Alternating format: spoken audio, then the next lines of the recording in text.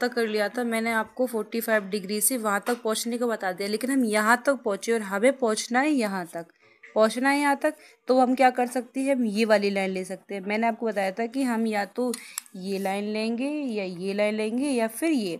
तो देखो इसका मतलब होता है जब हम डायगोनली लेते हैं 45 का, इसका मतलब है कि दोनों जॉब काम कर रही हैं, जॉब 1 भी एंड 2 भी। अच्छा, इसका मतलब ऐसे चल काम हो रहा है तो इसका मतलब ओनली जॉब 1 काम कर रही है, और ऐसे लाइन खींचते हैं तो इसका मतलब है जॉब 2 काम कर रही है। ठीक है, अब हमें एक पाथ निकालना होता है कि किस तरीके से हम अपने इंटेंशन जहाँ पे हमें पहुँचना है और किस तरीके से जा सकते हैं। तो हमारा जो आइडियल टाइम है वो सबसे कम आना चाहिए दोनों का। आइडियल का मतलब रेस्ट। अब देखो इस तरीके से जब हम ऐसे गए फिर ऐसे गए तो इसका मतलब हुआ सिर्फ जॉब 2 ने काम किया, जॉब 1 रेस्ट पे रही है।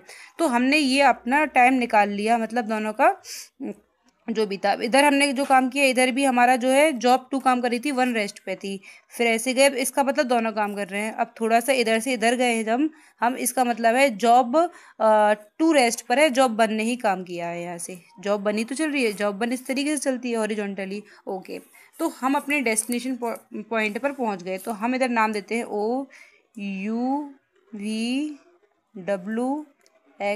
OUVXYZ। तो जो हमारा ऑप्टिमल पाथ आ गया, ब्लू पेन है, ऑप्टिमल पाथ। ऑप्टिमल पाथ का मतलब दोनों जॉब्स के लिए, जॉब 1 के लिए भी और जॉब 2 के लिए आइडल टाइम कम हो, रेस्ट टाइम कम हो। हम किसी और रास्ते से जाते शायद हमारा रेस्ट आइडल टाइम ज़्यादा होता, इसलिए हमने ये लिया। तो ये हमारा ऑप्टिमल पाथ हो गया OUVWXYZ। अब हमें प्रोसेसिंग टाइम निकालना है, प्रोसेसिंग टाइम या फिर टोटल इलिप्स टाइम भी बोलते हैं हम।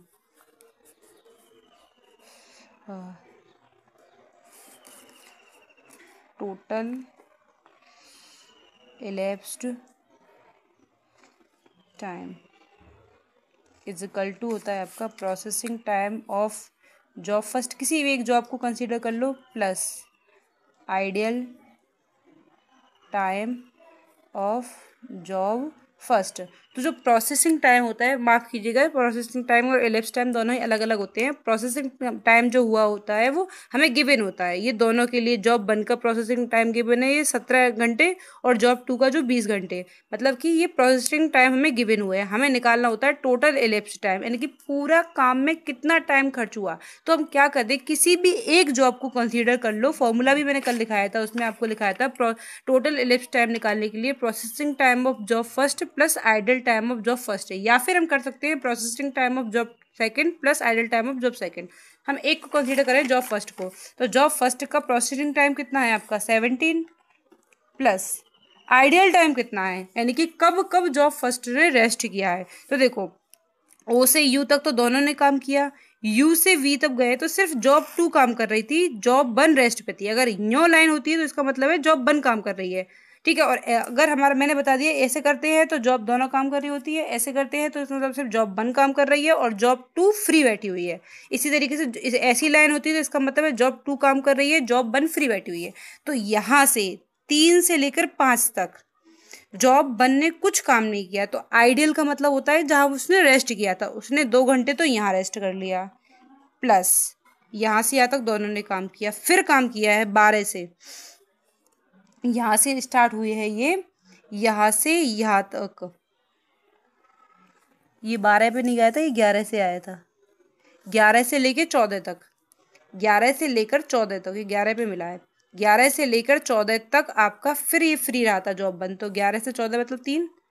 अच्छा, उसके बाद जॉब 1 ने ही काम किया है, कहीं रेस्ट नहीं किया, यहाँ भी जॉब 1 है, यहाँ भी जॉब है। तो ये हो जाएगा आपका 17 + 5 यानी कि 22 आवर्स। पूरा टोटल इलिप्स टाइम आया 22 आवर्स। और यही आप चाहे तुम जॉब सेकंड से निकाल लोगे तो भी यही होगा, total elapse time equals to processing